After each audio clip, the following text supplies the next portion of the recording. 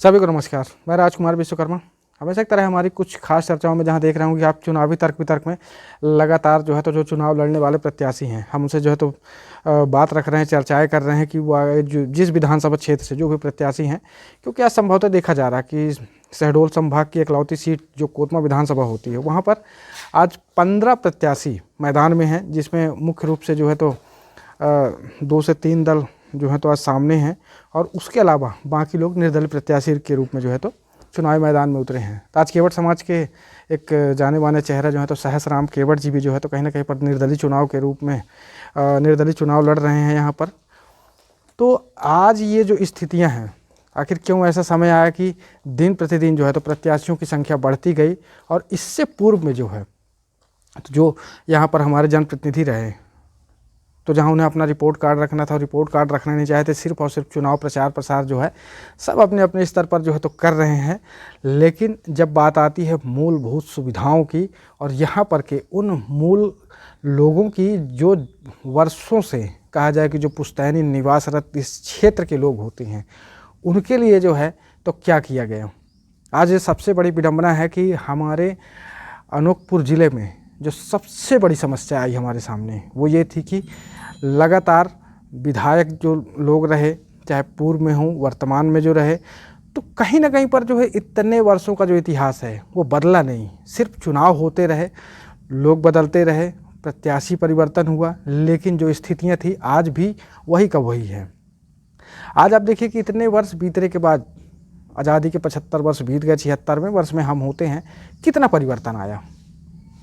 आपने सुना होगा जब हमारे यहाँ देशों का उदाहरण दिया जाता है तो कहीं ना कहीं पर जो है तो इस विश्व में जापान, रूस, चीन जैसे देश भी हैं जिनको जो है तो कितना भी जो है तो कम समय हो या ज़्यादा समय हो, लेकिन ये अपना डेवलपमेंट बहुत ही जल्दी कर लेते हैं।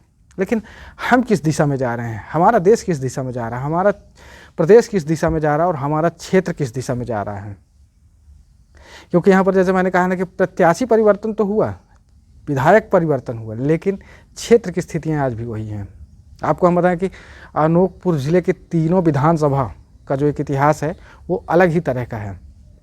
चुनाव होते हैं, चुनाव होते रहेंगे, लोग आएंगे जाएंगे, सत्ता परिवर्तन होगा या फिर वही रहती है, एक अलग विषय है समय के अनुसार। लेकिन आज जब प्रत्याशियों की बात आती है तो देखा जाता है कि कहीं ना कहीं पर जो है तो हर व्यक्ति कुछ न कुछ भावनाएं क्षेत्र के प्रति ले करके आता है, अपनी जिम्मेदारियों का निर्वहन तो करना चाहता है, लेकिन जनता उसके साथ कितना बराबरी से खड़ी होती है।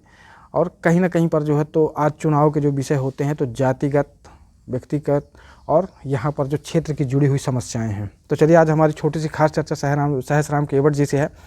सहसराम जी, मैं आपसे जानना चाहूँगा, आप निर्दलीय प्रत्याशी के रूप में जो है तो इस चुनावी मैदान में उतरे, वो भी ऐसी जगह से जहाँ पर आपको मिला करके 15 प्रत्याशी आप लोग होते हैं, जिसमें मुख्य रूप से जो है तो भारतीय जनता पार्टी और कांग्रेस के बीच एक घमासान 1% का ये चुनाव। तो ऐसे में आप लोग किस तरह की जो है तो चुनौती देने वाले हैं। और उससे भी पहले मैं जानना चाहूँगा, इतनी आज़ादी के इतने वर्ष बीतने के बाद और 3 पंचवर्षीय चुनावों का जो एक समीकरण रहा है, उनमें जो है तो कितना परिवर्तन आया। इस क्षेत्र में आप लोग प्रॉपर निवास करते हैं, पुश्तैनी निवासी हैं इस क्षेत्र में आप लोग, तो क्या आप लोग देखते हैं। मैं सबसे पहले आपसे जानना चाहूँगा, कोतमा विधानसभा क्षेत्र को आप कितनी नज़दीकियों से आपने देखा है। मैं सहसराम केवट, ग्राम पोड़ी चोड़ी। ये जो चुनाव है विधानसभा कोतमा 86 का, हमें जो मैदान में उतारा गया है, जो ग्रामीण अंचल का जो समस्या है, जैसे किसानों का सिंचाई की समस्या, आज तक कभी किसी ने मैंने किसानों के हित के लिए कभी बात नहीं की। कितनों विधायक बने, कितनों मंत्री बने, वो कभी नहीं सोचे, जिससे किसानों को कोई किसी प्रकार का लाभ नहीं मिलता है। और यहाँ पौड़ी की रोड देखिए, रोड 20 साल से जो है जर्जर टाइप से बना हुआ है। और वहाँ छतई उमरदा में बिलस्पन कंपनी द्वारा 1200 एकड़ ज़मीन किसानों को छीन के रखा है। वहाँ पर कोई मंत्री विधायक वहाँ पर नहीं इंटरेस्ट ले रहा है कि ना वहाँ पर कोई फैक्ट्री खोली गई है और ना किसानों को कोई लाभ मिल रहा है। और दूसरी बात यह है कि समस्याएं तो सारी है गांव से लेकर शहर तक। इसमें जो बड़े बड़े ये पार्टी के लोग हैं वो केवल अपनी झोली भरने का काम करते हैं, जनता के हित में कभी काम नहीं किए। तो हमें जो मैदान में उतारा गया है केवल जनता की सेवा के लिए, और हम जनता की सेवा ऐसे करेंगे चाहे जो भी आए हो वो सब जनता के बीच में हम लोग रखेंगे। सहजराम जी, देखिए क्या है कि जो भी व्यक्ति चुनाव लड़ता है, हर व्यक्ति आज यही बात कहता है, ठीक है, कोई शिक्षा का मुद्दा लेकर के आए, कोई रोजगार का मुद्दा लेकर के आए, जबकि सबसे बड़ी चुनौती है, हम किसी भी विधानसभा क्षेत्र की बात करें, खासतौर पर कोतमा विधानसभा क्षेत्र की, जिसे कोयलांचल नगरी के नाम से जाना जाता है। आज कोयलांचल नगरी होने के बावजूद जहाँ पर रोजगार पर्याप्त मात्रा में होता है, तब भी आज ये स्थितियाँ बनी हुई होती हैं। उसके लिए आप क्या विचार विमर्श कर रहे हैं? कोयलांचल क्षेत्र में जैसे अभी अमरनाथ टिमकी टोला में तमाम किसानों की ज़मीन छीन लिया गया और नौकरी भी दिया और उनको बैठा भी दिया गया है। इन तमाम मुद्दे के हिसाब से हम लोग चुनाव मैदान में इनकी लड़ाई लड़ेंगे, उनकी हक दिलाएंगे जहाँ तक हो सके। पलायन का नाम आपने सुना होगा जी। आपके क्षेत्र से कितने ऐसे लोग होंगे जो आज बाहर पलायन कर रहे हैं, काम कर रहे हैं, जीवन यापन के लिए कहीं ना कहीं पर दर दर की ठोकरें खा रहे हैं, और उनकी याद सिर्फ चुनाव के समय आती है। चुनाव के समय उन्हें बुलाया जाता है कि आपको आना है, वोट देना और फिर चले जाना है। आज तक जो है किसी को किसी प्रकार का रोज़गार की व्यवस्था नहीं की जा रही। हमारे गांव के बच्चे बाहर जाके काम करते हैं। अगर यहाँ किसी प्रकार की सुविधा होती, रोज़गार की मुहैया होती, तो बच्चे बाहर क्यों जाते? तो आप कैसा प्रयास करेंगे? मैं तो आपसे जानना चाह रहा हूँ, देखिए प्रत्याशी के रूप में आप भी मैदान में हैं भाई, एक एमएलए कैंडिडेट यहाँ पर होना, क्योंकि अगर आप इलेक्शन में आए हैं तो इलेक्शन में तय है कि मुद्दों के साथ जो है तो क्षेत्र के विषय के साथ जो है तो आपका समाज, और समाज के साथ जो है तो एक जो हम नव निर्माण करते हैं वहाँ पर एक अहम भूमिका होती है। आप क्या करना चाहते हैं? हम जैसे सब जनता मिल के, जनता के साथ में रह के, जनता का जो विचार होगा उनकी विचार सुन के हम तमाम सारे काम करने के लिए इच्छुक हैं।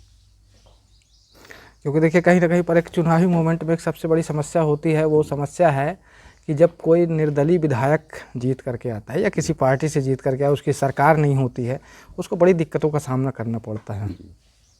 आप कैसे करेंगे फिर? अब जनता के सहयोग से हम चुनाव लड़े हैं और चुनाव मैदान में हैं, और उनके साथ में रह के तमाम समस्याओं को हल करेंगे। और कुछ कहना चाहेंगे क्षेत्र के लिए? क्षेत्र के लिए जो भी समस्याएं हैं वो तो करना ही पड़ेगा, है ना। और जैसे अभी विद्यालय में जाइए, विद्यालय में इतनी माने विद्या को नष्ट कर दिया गया है, शिक्षा तो किसी को दिया ही नहीं जा रहा है। हॉस्पिटलों में देखो वहाँ सही डॉक्टर बैठे नहीं हैं, जिससे मरीज लोग परेशान हैं, और तमाम तरह की समस्याएं हैं गांव देहातों में, शहरों तक भी समस्याएं हैं। इन तमाम समस्याओं को हम लोग